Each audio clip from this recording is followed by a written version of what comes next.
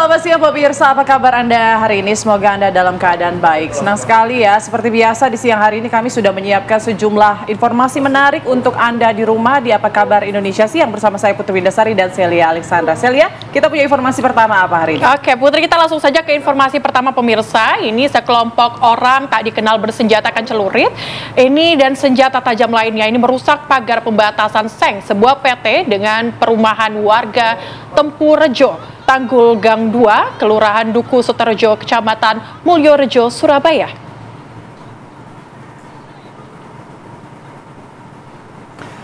Inilah rekaman video amatir yang viral yang merekam aksi vandalisme yang dilakukan sejumlah orang tak dikenal dengan membawa celurit dan senjata tajam serta balok kayu yang digunakan untuk menakut-nakuti warga yang mendekat. Masa diduga suruhan sebuah perusahaan untuk mendesak warga agar tidak mengganggu pengurukan sungai dan pembangunan panel di wilayah Tempurejo, Surabaya. Dari kesaksian warga, massa tersebut merusak pembatas seng yang dibangun oleh warga di depan tembok panel dan pengurukan sungai yang dibangun sebuah PT. Polsek Mulyorejo, Surabaya yang datang mengamankan situasi, mendalami dugaan pengancaman warga dan aksi vandalisme yang dilakukan sekelompok orang tak dikenal tersebut.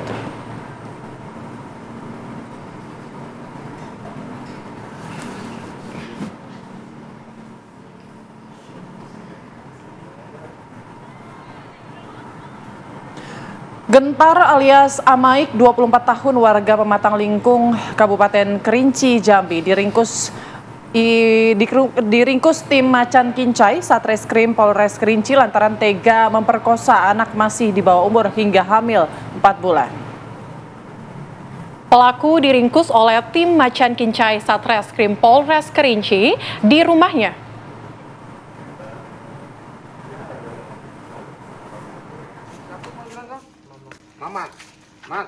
Pelaku diringkus oleh tim Macan Kincai Satreskrim Polres Kerinci di rumahnya. Pelaku mengaku melakukan tindakan bejatnya kepada korban di dalam kamar rumahnya di saat kondisi rumah sedang sepi di Desa Lawang Agung, Kecamatan Pondok Tinggi, Kota Sungai Penuh, Jambi. Saat menyetubuhi korban, tersangka mengiming-imingi membeli handphone untuk korban dan mengancam agar korban tidak memberitahukan kepada orang tuanya. Karena ketagihan, tersangka melakukan kembali perbuatannya hingga berkali-kali hingga korban hamil 4 bulan. Perbuatan bejat tersangka diketahui setelah orang tua korban melihat perubahan pada tubuh korban. Tidak terima perbuatan tersangka, keluarga korban lapor polisi sehingga tersangka berhasil ditangkap. Kasat Reskrim Polres Kerinci mengatakan, tersangka merupakan kerabat orang tua korban dan sudah dianggap keluarga dan sudah tinggal di rumah korban selama lebih dari 1 tahun. Sendiri pengakuan tersangka sudah melakukan sebanyak 8 kali dimulai dari pertengahan puasa yaitu bulan Maret 2024. Modusnya itu yaitu pelaku pertama itu mengajak korban untuk menonton YouTube Mama Betty yang ada di YouTube itu. Kemudian ternyata yang ditonton itu yaitu film atau video orang dewasa. Setelah melakukan persetubuhan itu, kemudian pelaku membelikan HP untuk anak tersebut, mungkin dengan rencana bisa melakukan persetubuhan untuk yang selanjutnya. Atas perbuatannya, tersangka dijerat tentang Undang-Undang Perlindungan Anak dengan ancaman hukuman maksimal 15 tahun penjara. Dari Kabupaten Kerinci, Jambi, Arizal Antoni, TV One mengabarkan. Pemirsa, seorang suami di Wonosobo, Jawa Tengah tega membunuh istrinya sendiri dan membuang jasadnya ke tengah waduk yang tidak jauh dari rumahnya. Ya, pembunuhan tersebut dilatari kekecewaan pelaku lantaran istri minta cerai.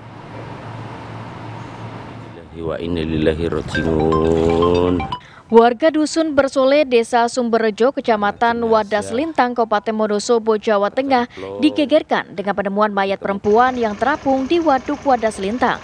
Tim gabungan Satreskrim Polres Wonosobo langsung mengevakuasi jenazah seorang wanita tanpa identitas dengan bekas luka benda tumpul dan juga bekas cekikan di leher korban.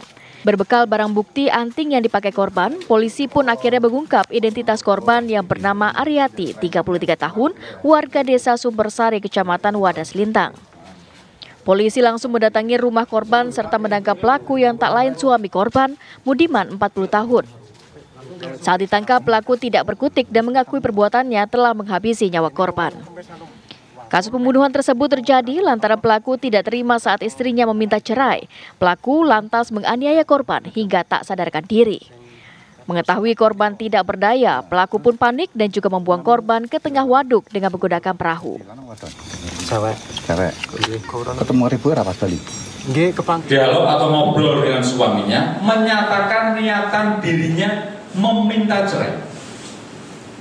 Dari hal itu maka si tersangka ini atau pelaku ini timbullah rasa kecewa dan rasa emosi karena lama tidak pulang, begitu pulang meminta cerai. Dan saat itu tersangka ini mengajak istrinya untuk berhubungan suami istri, tetapi korban menolak, yang akhirnya timbullah emosi saat itu terhadap tersangka, yang akhirnya tersangka melakukan perbuatan penganiayaan atau kekerasan rumah tangga atau pembunuhan tersebut. Selain menangkap pelaku, polisi mengamankan sejumlah barang bukti berupa buku nikah, pakaian korban, anting, hingga dayung dan juga perahu yang digunakan pelaku untuk membawa korban ke tengah waduk. Atas perbuatannya, pelaku terancam hukuman penjara 7 tahun. Dari Wonosobo, Jawa Tengah, Ronaldo Pramontio, TV One mengabarkan. TikTok polisi korban. Informasi lainnya untuk Anda pemirsa, ini sebuah video viral di media sosial memperlihatkan seorang pegawai puskesmas di Kabupaten Majalengka, Jawa Barat yang mengendarai motor melintasi para pasien yang sedang duduk mengantri.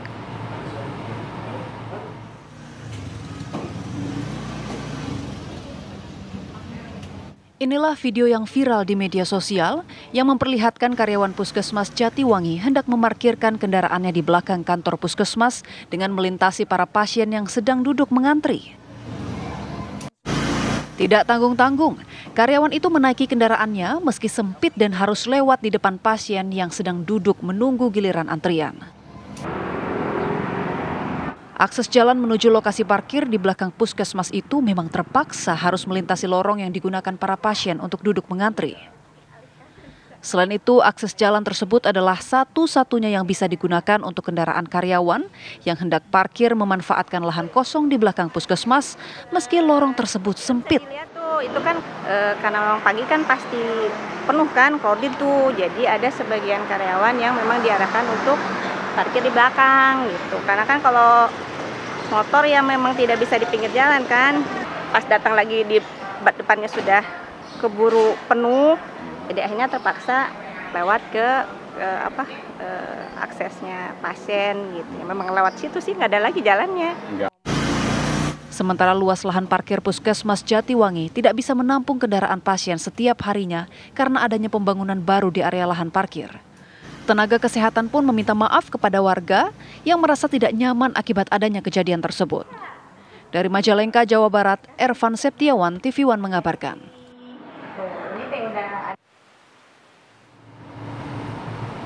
Pemirsa, angka kasus orang dengan gangguan jiwa di Tulung Agung mengalami peningkatan. Ya, puluhan orang yang mengalami gangguan jiwa menjalani perawatan dan pengobatan di Kabupaten Tulung Agung dirujuk ke Rumah Sakit Dr. Rajiman Wedio di Ningrat, Lawang, Malang.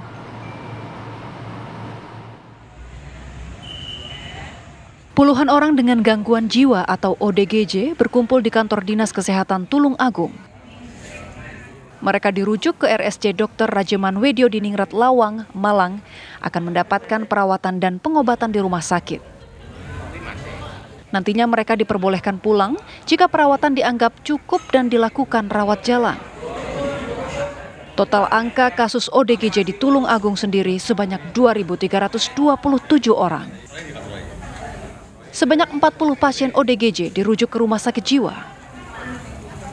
Sebelumnya, pihak Dinas Kesehatan juga sudah merujuk 38 pasien ODGJ. Hampir setiap hari pihak Dinas Kesehatan menerima aduan dari masyarakat tentang perilaku ODGJ yang dinilai meresahkan. Selain itu, beberapa kejadian juga menyebabkan jatuhnya korban. Satu keprihatinan bersama karena jumlah kasus kita sampai dengan data terakhir hari ini adalah 2.327.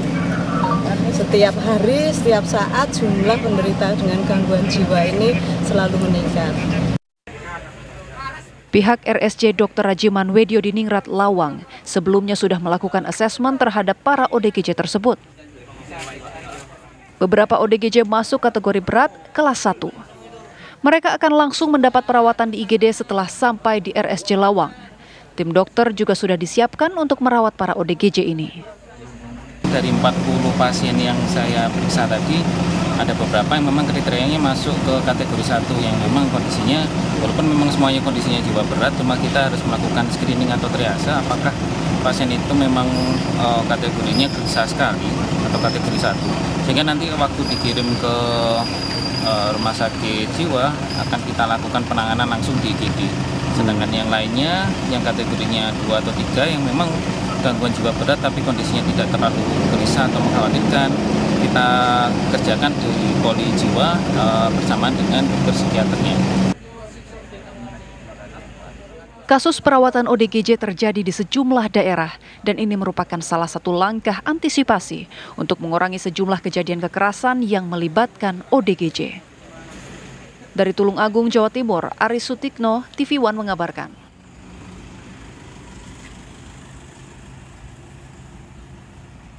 Ya pemirsa, apa kabar Indonesia Siang? Harus jeda terlebih dahulu, kami akan kembali dengan informasi mengenai polisi yang hingga kini masih menyelidiki penyebab kebakaran yang menewaskan 5 orang tua, 5 orang satu keluarga di Jati Asih, Bekasi, Jawa Barat. Sesaat lagi di Apa Kabar Indonesia Siang. Anda kembali di Apa Kabar Indonesia Siang, pemirsa. Tim pemadam kebakaran Kota Bekasi kembali melakukan pendinginan di lokasi kebakaran gudang usaha perabotan rumah tangga sekaligus rumah tinggal di Jati Asih, Kota Bekasi. Ya, 3 unit mobil pemadam kebakaran Kamis pagi dikerahkan sejumlah titik untuk memadamkan asap yang masih ada di lokasi kebakaran Jati Asih, Kota Bekasi. Petugas damkar langsung menyemprotkan air ke sisi bagian gudang sekaligus rumah tinggal korban. Pendinginan kembali dilakukan setelah petugas mendapat informasi dari warga masih adanya asap di lokasi kebakaran. Proses pemadaman dilakukan hingga bagian dasar sehingga dipastikan tidak ada lagi titik api maupun asap. Pendinginan selesai dilakukan 2 jam kemudian. Saat ini lokasi kebakaran masih digaris polisi.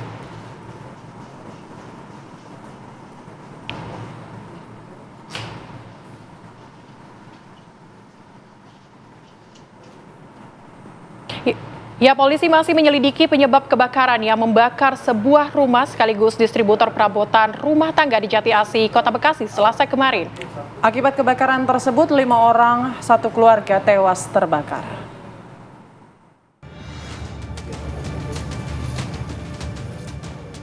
Garis polisi masih terpasang pasca kebakaran hebat Selasa pagi kemarin yang terjadi di sebuah rumah sekaligus distributor perabotan rumah tangga di Jati Makmur, Jati Asih, Kota Bekasi. Polisi masih melakukan penyelidikan dengan melakukan olah TKP lanjutan serta memeriksa 6 orang saksi. Untuk dugaan penyebab kebakaran masih didalami. Nantinya tim penyidik akan berkoordinasi dengan Puslapor untuk mengecek TKP dan menentukan penyebab dari kebakaran. Untuk menghindari munculnya titik api, 1 unit mobil pemadam kebakaran dikerahkan ke lokasi kebakaran. Sebelumnya 1 keluarga yang terdiri dari ibu, bapak, 2 anak, dan 1 keponakan tewas terjebak di dalam kamar mandi saat berusaha menyelamatkan diri dari kobaran api. Api dengan cepat membesar di rumah sekaligus gudang usaha distributor perabot tersebut karena banyaknya barang yang mudah terbakar. Dari Bekasi, Jawa Barat, Kurnia Dwi Hapsari, TV One mengabarkan.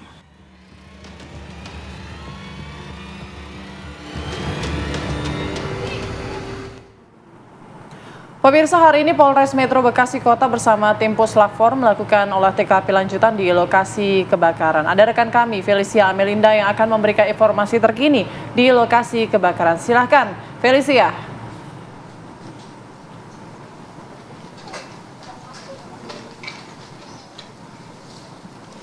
Ya, selamat siang Celia, Putri, dan juga pemirsa. Saat ini saya tengah berada di lokasi di mana kebakaran dari gudang distributor perabot rumah tangga ini terjadi.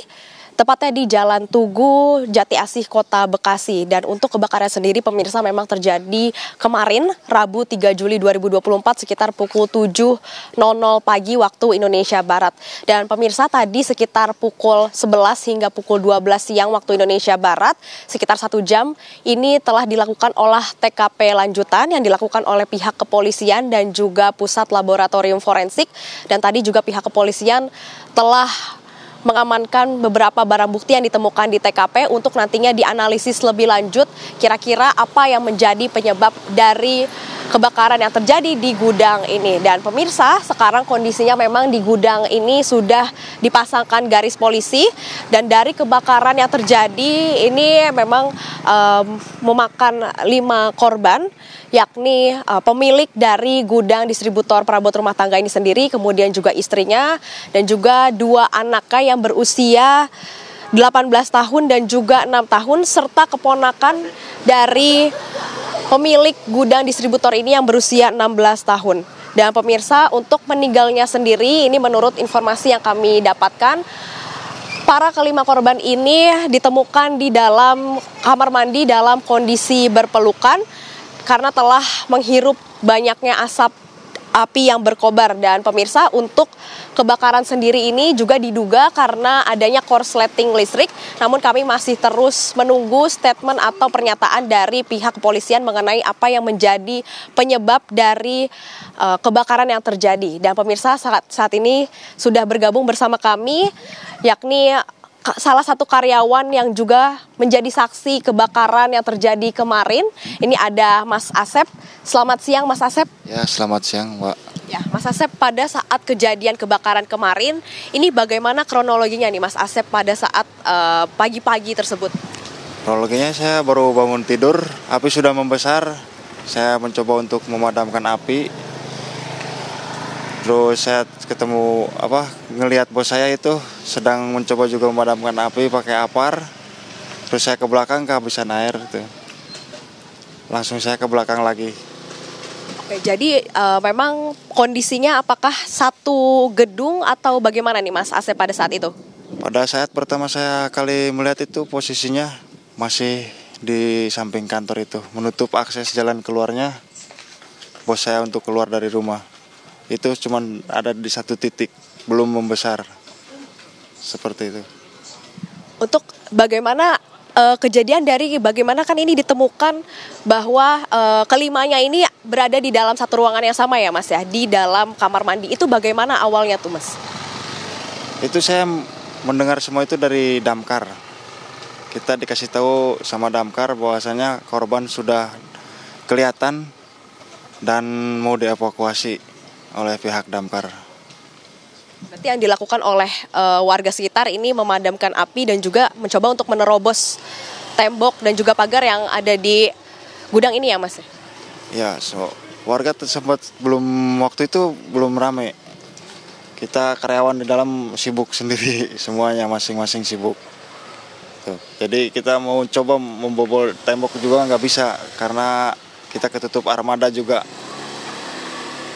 Oke, Mas, berarti selama Mas kerja di sini kira-kira sudah berapa lama, Mas? Saya kerja di sini sudah 2 tahun.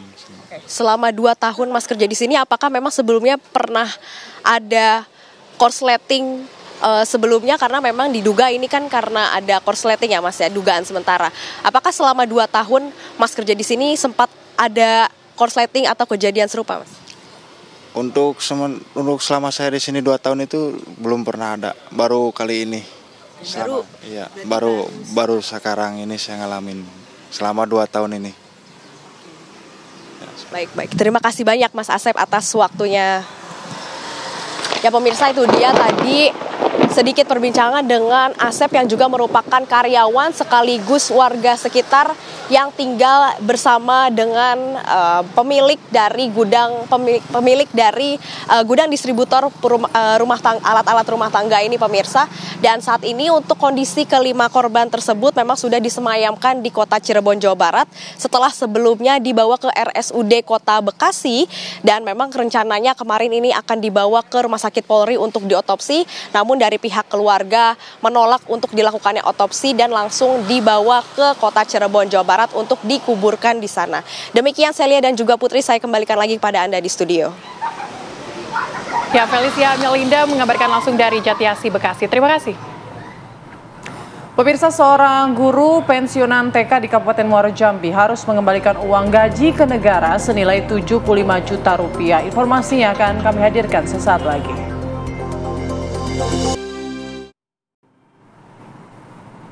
Ya pemirsa, terima kasih masih bersama kami di Apa Kabar Indonesia Siang. Asniati, seorang guru pensiunan TK di wilayah Kabupaten Muaro Jambi, Provinsi Jambi, harus mengembalikan uang gaji ke negara senilai 75 juta rupiah. Ya, uang tersebut merupakan uang kelebihan gaji dan tunjangan selama 2 tahun.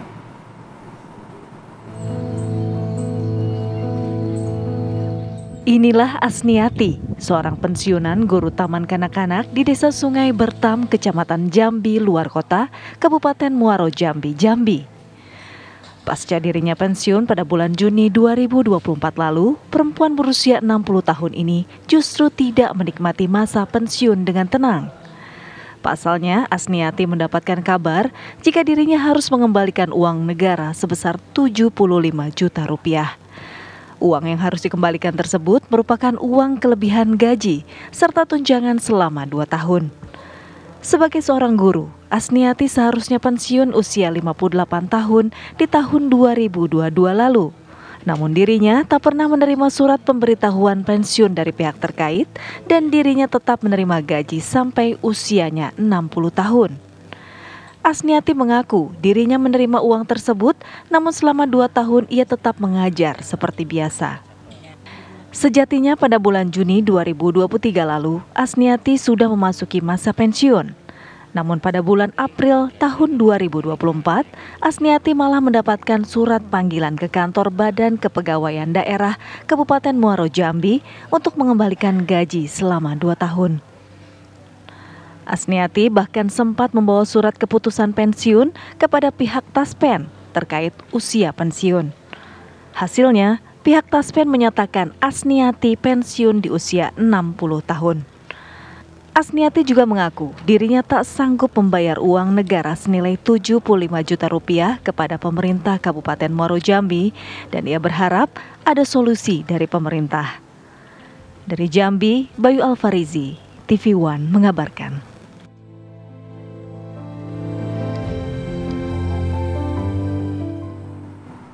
Ya pemirsa, untuk mengetahui lebih dalam seperti apa sebenarnya kisah dari Ibu Asniati yang harus mengembalikan gaji beserta dengan tunjangan yang totalnya 75 juta rupiah, ini sudah terhubung bersama dengan kami saat ini Ibu Asniati. Ibu, selamat siang.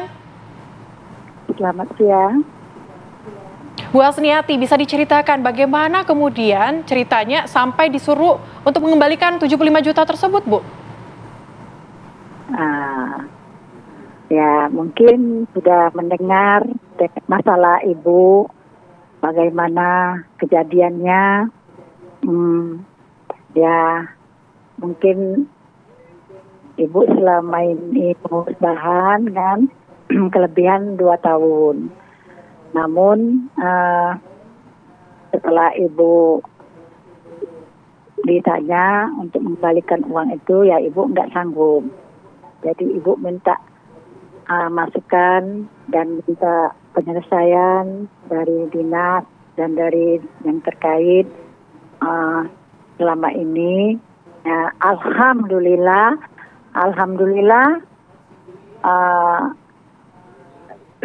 dengan selama 3 bulan ini Ibu mengurusnya. Barusan tadi Ibu mendapat telepon dari Dinas Pendidikan Kabupaten Muaro Jambi, Bapak Firdaus. Dia bilang ada kabar gembira ternyata bahwa memang pensiun ibu itu 60 tahun. Itu pun keputusan kemarin akhir rapat pada tanggal 1 Juli BPKAD memutuskan untuk datang ke BKN Palembang untuk menyamakan data saya dengan BKD. Akhirnya Bapak Ulil sebagai Komisaris 1 dan Bapak DPR Komisi 3 yang telah membantu saya sampai selesai, yaitu Bapak Haji Sulaiman dan termasuk BPKAD dan Dinas Pendidikan dan DPR Kabupaten Muaro Jambi yang telah dengan ikhlas dan mengurus pensiun saya ini. Ya. Oke, baik Bu.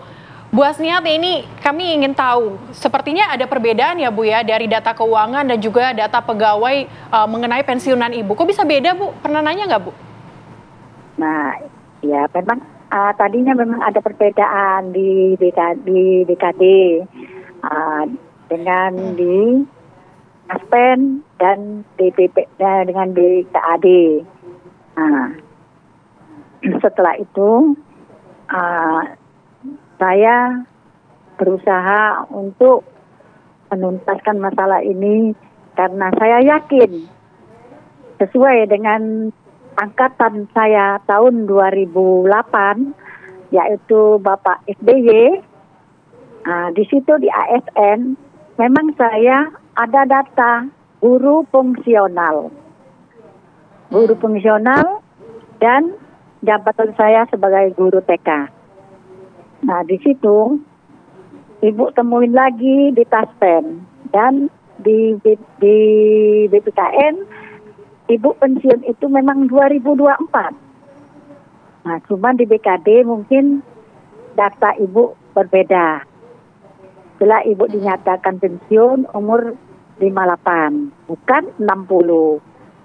Dari itulah kelebihan saya harus membayar 75 juta itu.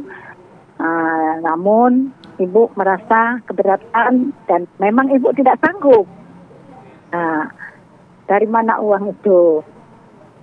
Tapi alhamdulillah tadi saya hari ini juga baru ditelepon tadi Bapak BPKAD, Bapak Komisi 1 dan Bapak Sulaiman Komisi 3 dan Bapak Kepala Dinas Pendidikan Bapak Firdaus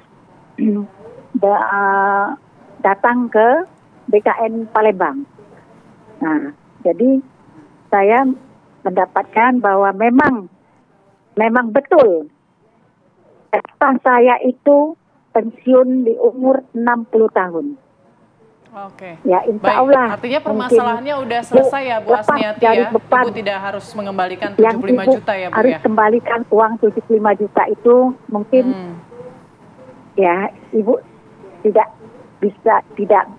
bebas untuk bayarnya. Ya, dan Ibu mungkin berharap untuk kedepannya jangan sampai terjadi kepada guru-guru yang lain dan teman-teman seperjuangan, karena kalau kejadian seperti ini di posisi saya saja rasanya ya mungkin berat ya, Bu. Apa yang saya rasakan bisa dirasakan kepada semua PNS pegawai terutama untuk guru. Nah, dan saya juga terima kasih dan mohon maaf yang sebesar-besarnya dengan ini dan semua media yang telah membantu saya baik dari manapun, saya sangat berterima kasih dengan adanya ini masalah saya bisa selesai.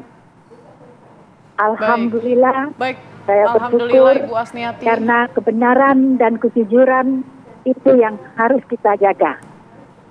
Nah, dan saya juga sebagai guru TK mendidik anak usia dini selama 40 tahun selalu mengajarkan anak berkata jujur dan berbuat baik. Dan saya pun sebagai guru tidak pernah mengatakan berbohong. Baik, Ibu Asniati. Alhamdulillah. Terima kasih. Baik, Ibu. Baik. Alhamdulillah ya Ibu, permasalahannya selesai. Ibu tidak harus mengembalikan 75 juta rupiah karena memang ada kesalahan data tadi ya saya lihat. Terima kasih banyak Ibu, semoga sehat selalu. Assalamualaikum warahmatullahi wabarakatuh. Anda kembali di Apa Kabar Indonesia Siang, pemirsa. Hari pertama penerimaan peserta didik baru atau PPDB tingkat sekolah dasar di Kota Serang dimulai. Para orang tua antusias mendaftarkan anaknya ke sekolah, mereka bahkan rela antri sejak subuh.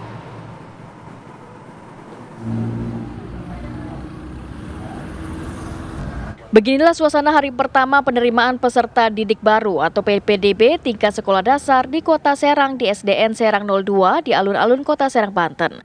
Sejumlah orang tua mendaftarkan anaknya untuk sekolah dasar dengan menyerahkan berkas-berkas pendaftaran kepada pihak sekolah. Bahkan mereka rela antri sejak subuh untuk mendapatkan nomor antrian pertama agar bisa mendaftarkan anaknya paling pertama. Pihak SDN Serang 02 sendiri sudah menyiapkan nomor antrian dan juga mekanisme pendaftaran untuk mengantisipasi membludaknya proses pendaftaran. Namun di hari pertama sudah membludak pendaftar yang menyerahkan berkas melalui jalur zonasi yang cakupannya 3 km dari area sekolah. Kebutuhan sekolah sendiri untuk PPDB 2024 hanya 4 ruang kelas dengan kuota 112 anak. Tadi ke sini jam 6. Bisa masuk jam 8 baru pembukaannya kan tadi jam 8. Apa aja Bu yang dibawa persyaratannya? Persyaratannya seperti biasa sih, kakak, akte, fotokopi sama yang asli, sama KTP orang tua. Sama ijazah TK kalau ada. Kita mekanismenya itu pendaftaran secara offline, ya. Kemudian persyaratan administrasi dengan perankingan usia. Di hari pertama ini sudah ramai Bu? Sudah ramai. Dari jam berapa ini Bu? Mereka dari jam 4:30 sudah standby ya? Standby pagi. Dari Serang, Banten, Siti Marufah, TV One mengabarkan. Ya pemirsa, dugaan kecurangan ini mewarnai pelaksanaan penerima peserta didik baru PPDB di sejumlah SMA negeri favorit di Kabupaten Pati, Jawa Tengah. Modus yang dilakukan yakni memalsukan kartu keluarga agar bisa masuk lewat jalur zonasi. Pelaksanaan penerimaan peserta didik baru atau PPDB tahun 2024 di Kabupaten Pati, Jawa Tengah diwarnai dengan dugaan pemalsuan kartu keluarga atau KK. Sebanyak 18 kartu keluarga ditemukan tidak sesuai dengan data di Dinas Kependudukan dan Pencatatan Sipil, Disdukcapil, Pati dan diduga dipalsukan oleh oknum yang tidak bertanggung jawab untuk digunakan mendaftar ke SMA negeri. Temuan kartu keluarga palsu di 2 SMA negeri di Pati ini terungkap berkat laporan masyarakat kepada Cabang Dinas Pendidikan Wilayah 3 Jawa Tengah.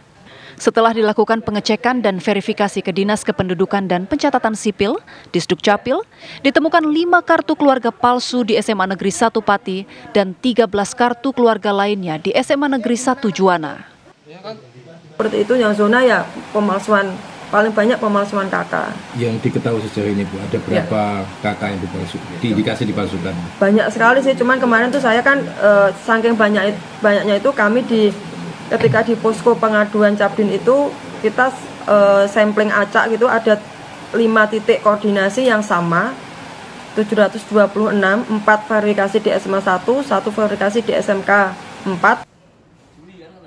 Menanggapi temuan ini, Cabang Dinas Pendidikan Wilayah 3 Jawa Tengah menegaskan bahwa pihaknya akan memberikan rekomendasi penolakan kepada siswa yang menggunakan kartu keluarga palsu saat proses daftar ulang. Setelah kami cek, kami kirim ke verifikasi di Dukcapil, ternyata data-data kakak tersebut tidak sesuai dengan data di aplikasi Dukcapil. Untuk itu kami proses, terus kami laporkan kepada Satpen tentang ketidakabsahan kakak tersebut. Panitia Penerimaan Peserta Didik Baru atau PPDB SMA dan SMK Negeri Jawa Tengah tahun 2024 meminta orang tua calon peserta didik untuk tidak khawatir. Pasalnya, dugaan pemalsuan kartu keluarga bisa dideteksi saat melakukan daftar ulang. Dari Pati, Jawa Tengah, Abdul Rohim, TV One mengabarkan.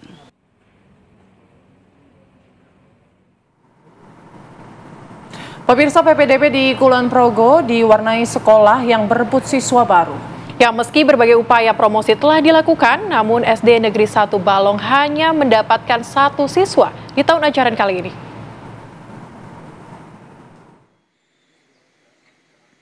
Jika di kota besar marak terjadi fenomena rebutan sekolah, namun tidak demikian yang terjadi di Kabupaten Kulon Progo, Yogyakarta. Kondisi ini diantaranya terjadi di sejumlah sekolah di Desa Banjarsari, Samikalu. Dari 4 sekolah di Desa Banjarsari, jumlah siswa baru yang masuk ke sekolah hanya berkisar 1 hingga 4 orang. Salah satunya di SD Negeri 1 Balong. Di sekolah ini hanya ada 1 siswa baru yang mendaftar masuk sekolah pada tahun ajaran ini. Sementara jumlah seluruh siswa mulai kelas 1 hingga 6 hanya 20 siswa. Fenomena minimnya siswa di sekolah di daerah perbukitan Menoreh ini terjadi lantaran banyaknya warga yang merantau ke kota besar dan enggan untuk pulang ke kampung halaman. Akibatnya, warga usia produktif di desa ini pun sejak beberapa tahun terakhir turun drastis. Berbagai upaya promosi mulai dari program ekstrakurikuler hingga pemberian seragam dan juga alat sekolah gratis telah dilakukan. Namun karena tak ada warga yang ingin memasukkan anaknya ke sekolah ini, pada tahun ini pihak sekolah hanya bisa pasrah karena hanya mendapatkan 1 siswa saja. Sampai dengan hari ini,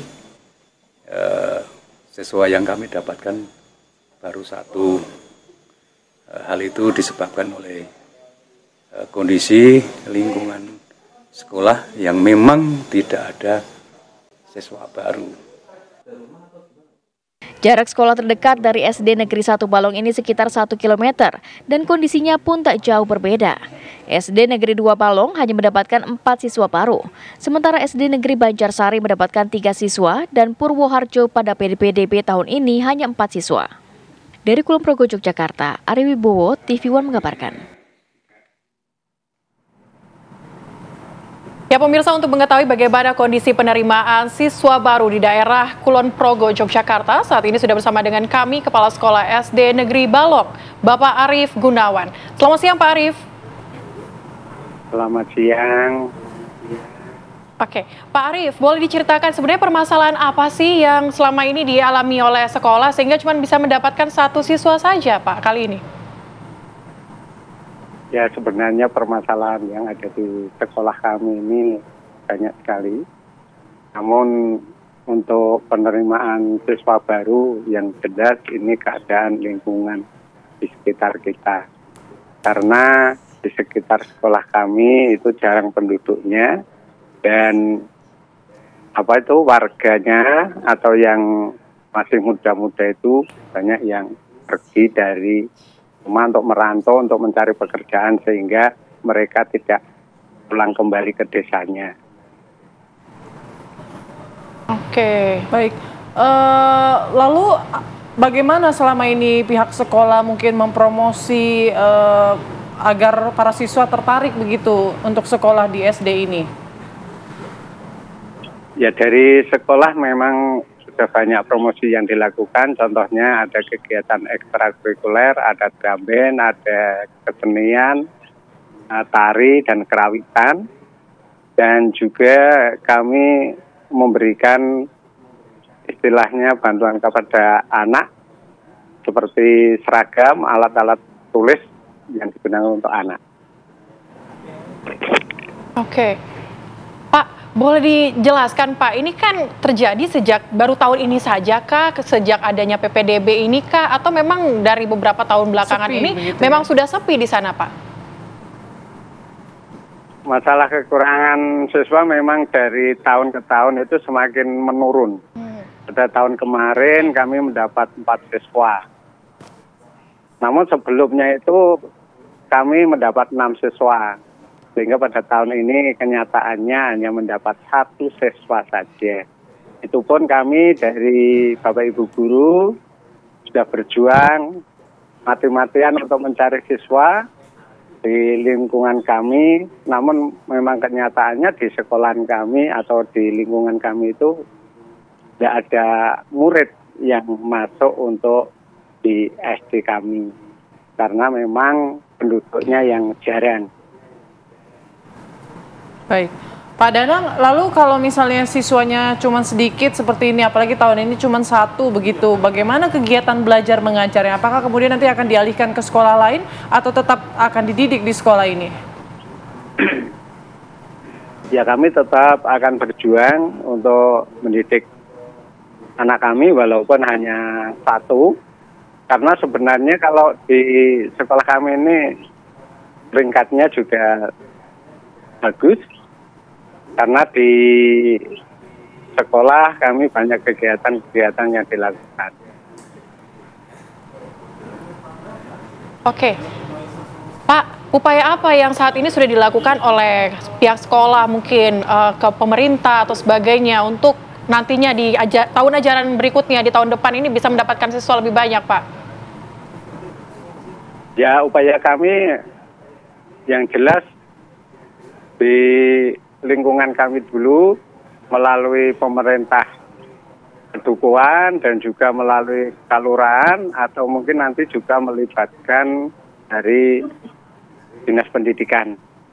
Namun yang jelas dari lingkungan kami bisa lewat kepala dukuh atau Pak Dukuh atau juga melalui pemerintah desa, dan kami juga langsung terjun ke penduduk atau ke masyarakat. Baik, Pak Danang, kalau posisi atau lokasi sekolah ini tuh apakah berdekatan dengan permukiman kah atau cukup jauh yang kemudian ini menjadi minat terhadap para orang tua siswa ini jadi menurun begitu, berkurang terhadap sekolah ini, atau apa alasan lainnya? Kalau rumah dari sekolah atau penduduknya itu di wilayah kami itu jarang sekali, karena di daerah pegunungan dan rumah-rumahnya itu tidak ada yang berdekatan antara rumah satu dengan yang lainnya. Namun dari kami ini dari sekolah ya paling tidak jaraknya sekitar 1 kilometer. Namun ada yang dekat sekitar 600 meteran dari sekolah, itu pun hanya ada 1-2 rumah, dan itu pun yang ada adalah orang tua yang sudah jompo, yang usia produktif. Tadi sudah disampaikan atau kemarin sudah disampaikan oleh Bapak Kepala Sekolah bahwa yang usia produktif itu semuanya pada merantau dan tidak kembali ke desanya masing-masing atau ke dusunnya masing-masing. Oke, Pak Danang, terima kasih banyak hari ini sudah bergabung bersama dengan kami. Kami berharap besar bahwa tahun depan di ajaran tahun berikutnya, Putri ya, ini sekolah bisa kembali menerima siswa dengan banyak ya untuk bersekolah kembali. Terima kasih, Pak. Pemirsa, kami masih akan kembali dengan informasi menarik lainnya. Tetaplah bersama kami di Apa Kabar Indonesia Siang. Terima kasih masih bersama kami di Apa Kabar Indonesia Siang, pemirsa. Taman bermain anak, Taman Senyum Tamanan di Banguntapan di Bantul, Yogyakarta ramai pengunjung. Ya, pengunjung yang sebagian merupakan keluarga yang membawa anak tersebut antusias menikmati permainan anak bernuansa dinosaurus. Sejak liburan sekolah dimulai, lokasi bermain Senyum Tamanan di Tamanan Banguntapan, Bantul, Yogyakarta banyak didatangi pengunjung yang sebagian besar adalah keluarga dengan membawa anak-anaknya. Saat masuk lokasi, pengunjung disambut dengan robot dinosaurus jenis Tyrannosaurus Rex atau T-Rex yang berukuran besar dengan gerakan kepala dan juga suara yang cukup keras dan juga menarik perhatian. Robot ini merupakan salah satu ikon daya tarik di Taman Bermain Senyum Tamanan.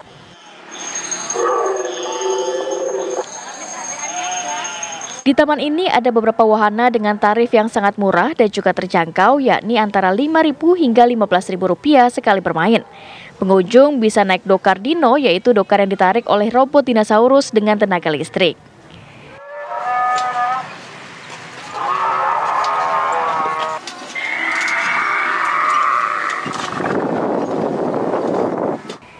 Setelah menikmati dokar yang ditarik robot dinosaurus, pengunjung bisa naik kereta mini dinosaurus yang berjalan menyusuri pinggir sawah dan juga melalui lorong yang gelap dan juga sempit.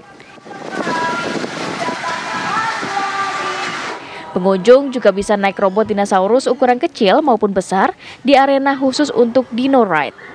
Dino Ride ini bisa dinaiki oleh orang tua beserta anak yang masih balita. Selain itu juga terdapat wahana mini zoo yang sangat cocok untuk mengenalkan berbagai macam binatang kepada anak-anak. Soalnya tempatnya enak, juga murah meriah juga. Soalnya anaknya di sini juga senang naik apa-apa juga, tiketnya juga murah. Dan murah apa yang didapat di sini, Bu? Pengetahuan, kan ada hewan-hewan juga. Jadi anak bisa tahu ini hewan apa gitu. Memang ini dibuat untuk yang pertama edukasi ke warga-warga sekitar lah, yang jelas untuk masyarakat menengah ke bawah yang karena dengan tiket masuk yang masih gratis dan karena ini masih murah, jadi biar yang penasaran karena apa itu dinosaurus itu bisa terlaksana di sini.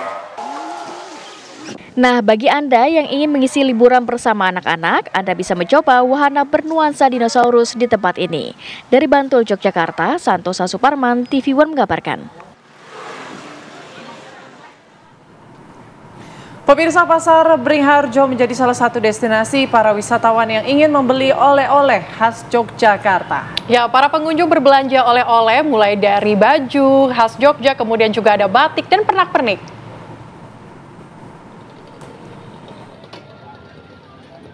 Berada di kawasan Jalan Malioboro, Pasar Beringharjo selalu ramai dikunjungi wisatawan, terutama saat musim liburan tiba.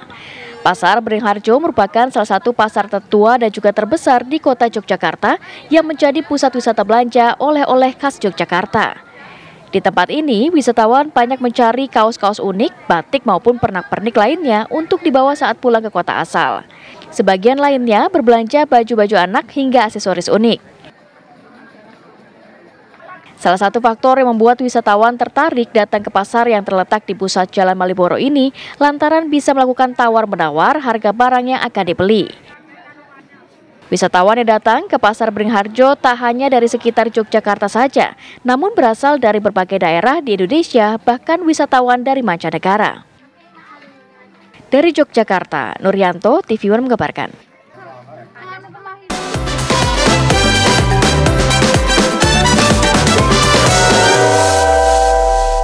Dipersembahkan oleh Brimo.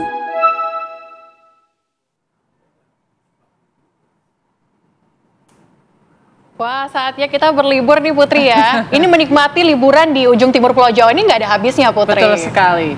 Dan memang dimulai dari gunung hingga laut ini semua menarik untuk dikunjungi. Salah satu pilihan berwisata di Banyuwangi yaitu ekowisata Bangsering Underwater yang menawarkan keindahan alam bawah lautnya. Bangsering Underwater menyajikan keindahan terumbu karang yang tumbuh secara alami maupun buatan dan menjadi habitat berbagai jenis ikan. Wisata bahari berbasis edukasi dan konservasi ini tidak hanya menyajikan pesona alam di garis pantai Banyuwangi, tapi juga mengajak keseruan berwisata yang mampu mengedukasi pengunjung sekaligus menjaga alam pantai Bangsering. Ada berbagai pilihan wahana rekreasi di Bangsering Underwater. Di wisata air, pengunjung bisa menikmati keseruan bermain banana boat, kano, memberi makan ikan di rumah apung, hingga menyeberang ke Pulau Menjangan dan Pulau Tabuhan.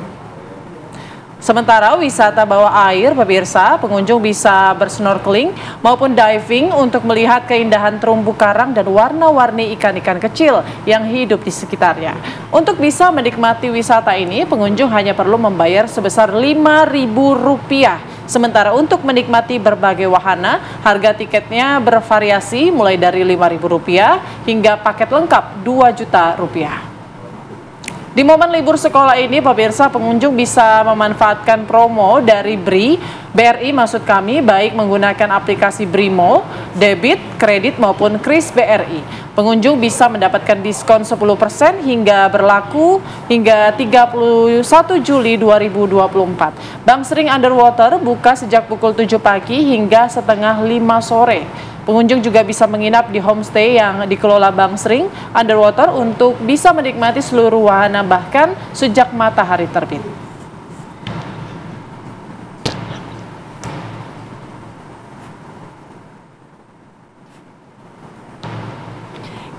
Ya, untuk melihat bagaimana keseruan liburan di Bangsering Underwater Banyuwangi, sudah ada Farah Manila yang akan mengabarkan untuk kita semua. Farah, silakan. Iya Putri, Celia dan juga pemirsa, memang pengunjung yang ada di Bangsering Underwater, pantauan kami sejak tadi pagi ini semakin ramai, semakin banyak pengunjung yang datang di Bangsering Underwater untuk menikmati pesona alam. Utamanya nih pemirsa, yang menjadi favorit adalah wisata eduwisata sekaligus konservasi terumbu karang yang ada dalam bawah laut. Jadi pengunjung bisa melihat bagaimana ikan-ikan yang cantik yang tumbuh di sekitar wisata atau pantai Bangsering yang ada di Banyuwangi ini pemirsa. Tidak hanya itu, ada banyak sekali wahana yang bisa dinikmati, tepatnya di momen libur sekolah ini pemirsa. Banyak sekali anak-anak terlihat bermain di tepi pantai, kemudian bermain dengan perahu kano maupun mengelilingi di pulau-pulau sekitar dari pantai Bangsering ini. Jam bukanya pemirsa nih mulai pukul 7 pagi sampai sore. Jadi kalau menghabiskan waktu 1 hari di Bangsering Underwater ini rasanya sangat puas sekali. Atau bahkan sekedar bersantai di tepi pantai sambil minum kelapa muda sambil mendengar deburan ombak, ini juga sangat menenangkan ya pemirsa, bersama dengan anak-anak atau buah hati tercinta. Dan saya akan ajak Anda pemirsa untuk berbincang dengan pemilik dari Bangsering Underwater, Bapak Ikhwan Arif yang sudah bersama saya. Selamat siang Pak. Selamat siang. Pak, ini boleh dijelasin Pak bagaimana nih strategi dari pengelolaan wisata Bangsering Underwater supaya pengunjungnya semakin banyak, utamanya di momen liburan ini Pak? Kalau strategi seperti kegiatan utama kita ya, jadi strategi utama kita ini kan wisata edukasi. Jadi lebih kita perkuat konservasi dan edukasinya, karena saya punya filosofi semakin dilestarikan, tempat ini akan semakin mensejahterakan. Artinya wisata alam hari ini menjadi wisata favorit di beberapa daerah di Indonesia, maka itu yang kita perkuat. Jadi kita lebih fokus kepada edukasi sama konservasinya, dan itu secara nggak langsung akan juga memperkuat dan memperbanyak pengunjung untuk selalu datang ke tempat ini. Terus yang kedua, tentunya dengan tiket yang terjangkau dan harga beberapa makanan, minuman yang ada di sini dan semua fasilitas yang kita sewakan juga harga yang sangat terjangkau sehingga bisa dinikmati oleh semua kalangan. Walaupun kalau kita melihat spesifikasi kunjungan untuk wisata bahari, snorkeling, diving dan bawah laut yang lainnya itu biasanya mayoritas menengah ke atas, tetapi tiket masuk dan yang lainnya tetap kita buat terjangkau. Baik, kemudian terkait promo atau diskon-diskon di sini ada nggak sih Pak yang bisa dinikmati oleh para pengunjung? Promo-promo dan diskon banyak. Kita sering dibantu oleh BRI ini dengan ada beberapa diskon gratis 10%. Pernah waktu itu 25% pernah kita terima lah. Dimana dengan bantuan dari BRI tidak hanya diskon ya yang mungkin didapat oleh pengunjung, tetapi dalam kemudahan untuk akses pembayaran itu lebih simpel, di mana mereka tidak perlu membawa uang ke sini, atau mungkin bawa uang kurang, nggak perlu ke ATM, bisa langsung bayar di beberapa aplikasi BRI yang sudah disiapkan di tempat kita. Oke, transaksi favorit yang digunakan oleh para pengunjung biasanya pakai apa ini Pak? Pakai kayak QRIS-nya biasanya. Jadi scan QRIS aja gitu ya Pak scan ya? Scan QRIS itu yang sering gitu. Kemudian kalau keunggulan yang didapatkan dari merchant sendiri apa Pak? Unggulannya sih ya satu kemudahan benar-benar sangat membantu kita sebagai pengelola pariwisata. Satu, kemudahan dalam sistem pembayaran bagi pengunjung. Yang kedua, ini juga kita manfaatkan dalam proses memberikan pembayaran gaji terhadap teman-teman nelayan. Jadi di sini kan ada yang harus kita bayar setiap hari. Contoh seperti kapal, seperti guide itu kita harus bayar setiap hari. Kecuali kalau yang petugas yang lain itu kan bisa kita bayar seminggu sekali atau bulanan lah. Itu sangat dibantu, kita sangat terbantu dengan BRI sehingga mereka setiap hari tinggal langsung gesek. Untuk bisa mendaftarnya gimana ini Pak? Untuk bisa mendaftar di merchant BRI tinggal klik aja jadimerchant.bri.co.id. Oke, untuk mendapat semua keuntungannya gitu ya Pak ya. Baik, terima kasih banyak Pak Iwan atas informasinya. Pemirsa, demikian wawancara saya dengan pemilik Bangsering Underwater dari Banyuwangi, Jawa Timur. Kembali ke studio. Terima kasih masih bersama kami di Apa Kabar Indonesia Siang. Pemirsa, kami hadirkan informasi selanjutnya. Dewan Kehormatan Penyelenggara Pemilu DKPP memutuskan menjatuhkan sanksi pemberhentian terhadap Hashim Asyari dari jabatan Ketua KPU RI. Putusan dibacakan oleh Ketua DKPP Hedi Lugito pada sidang pengucapan putusan perkara di Gedung DKPP Jakarta Rabu siang. Sanksi tersebut diberikan karena Ketua KPU RI Hashim Asyari terbukti bersalah dalam perkara dugaan tindak asusila terhadap seorang anggota Panitia Pemilihan Luar Negeri Den Haag, Belanda. Hedi mengatakan Hashim selaku teradu terbukti melakukan pelanggaran kode etik dan pedoman perilaku penyelenggara pemilu. Memutuskan 1. Mengabulkan pengaduan pengadu untuk seluruhnya. 2. Menjatuhkan sanksi pemberhentian tetap kepada teradu Hashim Asyari selaku Ketua merangkap anggota Komisi Pemilihan Umum terhitung sejak putusan ini dibacakan. 3. Presiden Republik Indonesia untuk melaksanakan putusan ini paling lama 7 hari sejak putusan ini dibacakan.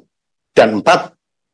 Memerintahkan Badan Pengawas Pemilihan Umum untuk mengawasi pelaksanaan putusan ini.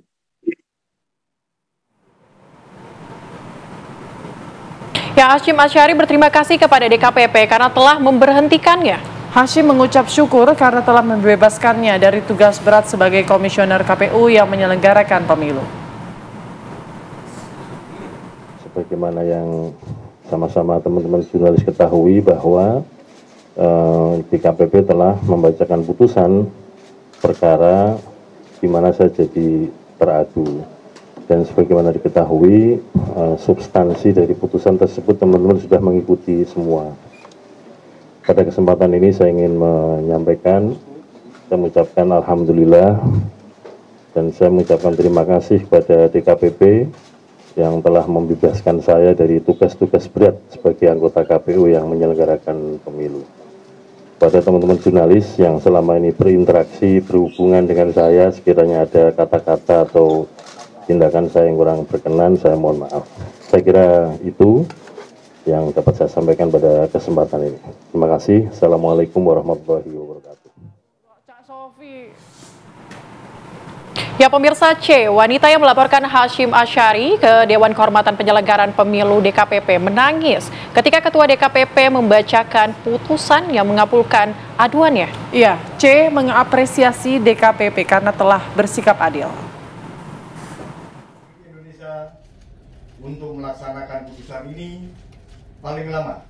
CAT langsung menunjukkan rasa leganya usai mendengar putusan Ketua Dewan Kehormatan Penyelenggara Pemilu, Hedi Lugito, yang memenangkan aduannya. Didampingi tim dari Lembaga Konsultasi Bantuan Hukum Fakultas Hukum Universitas Indonesia, LKBH, FHUI, C menangis haru. Dan pleno kedua, usai sidang, C mengungkapkan apresiasinya pada DKPP yang dia anggap sebagai keputusan berani dan adil. Hal ini sangatlah tidak mudah untuk saya. Dari awal sampai sekarang ini, saya mengalami ups and down yang cukup besar, yang dimana saya terkadang juga bingung, tapi saya didampingi oleh kuasa hukum yang sangat hebat. Jadi sampai hasil yang pada hari ini telah ditentukan. Ya. Facing sendiri, kenapa mau facing sendiri? Oh ya, di sini saya datang dari Belanda untuk menghadiri langsung persidangan ini karena saya sendiri ingin mengikuti, melihat bagaimana keadilan di Indonesia ditegakkan. Dan sekarang adalah buktinya di mana semua keadilan itu ditegakkan oleh DKPP.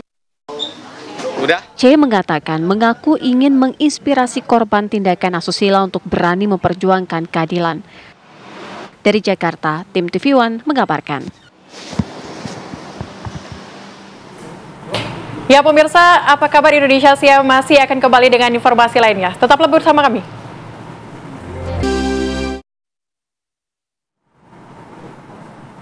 Pemirsa, pasangan suami istri Afriandi dan Anggun kaget luar biasa. Anak sulungnya yang mulai beranjak dewasa pulang ke rumah tanpa nyawa. Luka memar di sekujur tubuhnya meninggalkan tanya kematian Afif Maulana. Selengkapnya di Benang Merah.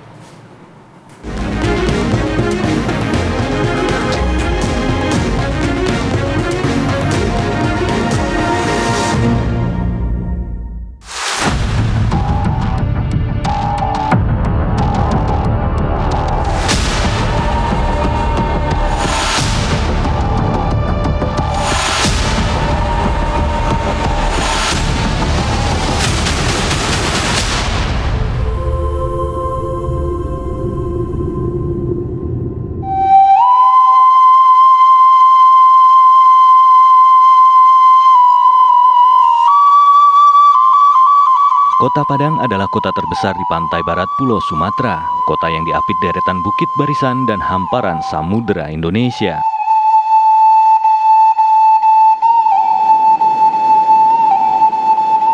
Di kota nan elok rupawan inilah pasangan Afrinaldi dan Anggun Anggriani menetap dan membangun keluarga kecil mereka. Buah hati mereka yang bernama Afif Maulana mulai beranjak remaja. Beberapa bulan lalu, Afif baru saja merayakan ulang tahun yang ke-13. Kata Afif, ia ingin dibelikan kue ulang tahun. Dia minta beli kue ulang tahun. Afif Maulana, putra sulung Anggun Anggriani ini, hobinya bermain sepak bola. Hajatan Piala Eropa tahun ini tentu saja menjadi perhatiannya. Meski siaran pertandingan tersebut ditayangkan di televisi Indonesia pada dini hari, namun Afif tetap antusias. Hari-hari belakangan adalah libur sekolah, kenaikan kelas bagi Afif yang baru saja masuk SMP. Afif sehari-harinya baik, Pak. Pulang sekolah tuh dia pulang. Kalau untuk keluar tuh pas ada perlu aja, misal belanja, itu baru dia keluar. Kalau enggak dia di kamar aja tuh. Sehari-harinya? Sehari-harinya. Kalau ada jadwalnya main futsal sama kakak-kakaknya, baru dia main futsal di sini. Namun, siapa sangka, Afif tak pernah dapat menggapai cita-citanya. Malam itu menjadi tontonan pertandingan sepak bola terakhir dalam hidupnya. 9 Juni 2024, sekitar pukul 12 siang, jasad Afif ditemukan mengambang di Sungai Kuranji, Kota Padang, Sumatera Barat. Katanya nonton bola. Tapi sebelumnya belum pernah keluar? Tidak pernah dia jam 10 tuh udah tidur di rumah ini. Jam 9 dia udah tidur. Matanya cepat mengantuk, jam 10 dan dilawan dia mengecek, nak bisa mengecek itu, Pak. Iya, dia bilang dia belanjong mie, dia nonton bola. Hari itu Afif pulang ke rumah, namun sudah tidak lagi bernyawa. 4 kali kami periksa, kami dalami lagi, kami ulangi lagi dengan pemeriksaan yang sama, dengan pertanyaan yang sama. Sudah kami rekam jawabannya, bahwa setelah terjatuh, dia hanya mendengar bahwa saudara Afif Maulana ini ingin mengajak Aditya itu terjun ke sungai. Tapi Aditya menjawab, tidak usah, kita menyerahkan diri saja kepada polisi.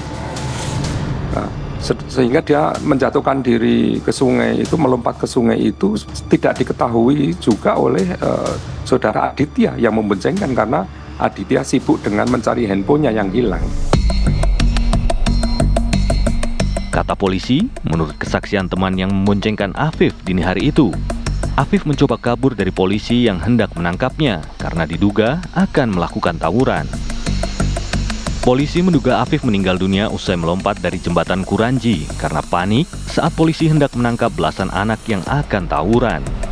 Pernyataan polisi ini tentu saja tidak diterima begitu saja oleh orang tua Afif. Seandainya anak saya melompat, itu kan harusnya melompat di sebelah kiri jembatan, itu ditemukannya sebelah kiri jembatan kan. Ini ditemukannya di bawah kolong jembatan di tengah-tengahnya itu. Bukan di aliran sungai. Bukan di sebelah kirinya jembatan. Itu pun kalau jatuh 65 meter, itu kan otomatis tulang-tulang patah tuh. Kepala pecah, bisa jadi daging pun bisa jadi robek kan, karena tekanan benturan itu kan. Ini nggak ada bang, kondisi anak saya nggak ada patah-patah. Keterangan polisi cuma patah tulang rusuk. Ibu Afif juga tak terima saat anak sulungnya tersebut disebut akan terlibat perkelahian, apalagi tawuran antar remaja. Untuk hukum mati lah, dipecat lah yang anak tuh supaya Afif itu. Harapannya pelakunya bisa dihukum seberat-beratnya. Berapa hukum mati, pecat itu baru obat luka ini. Setelah melihat kondisi jasad putranya, Ibu Afif curiga. Afif sangat mungkin meninggal karena dianiaya. Menurutnya, ada semacam jejak sepatu di jasad Afif. Mereka pun meminta bantuan ke Lembaga Bantuan Hukum atau LBH Padang.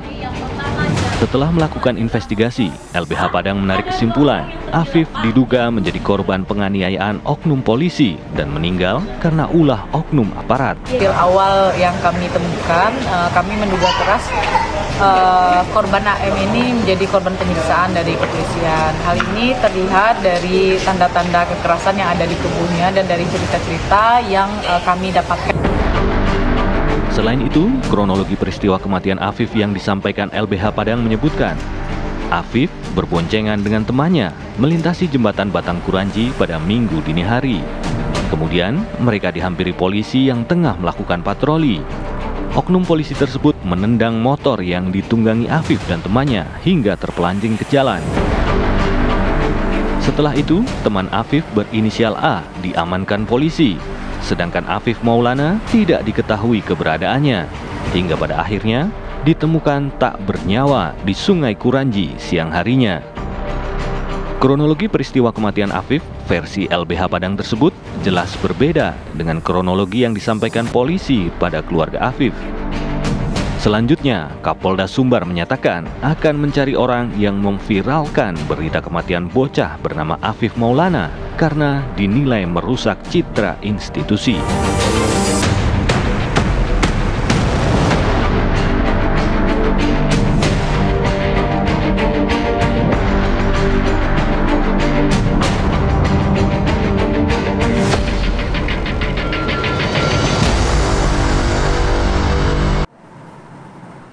Ya pemirsa, informasi tadi sekaligus menutup jumpa kita di Apa Kabar Indonesia Siang. Saya Putri Windasari. Dan saya Celia Alexandra pamit undur diri. Sampai jumpa. Sampai jumpa.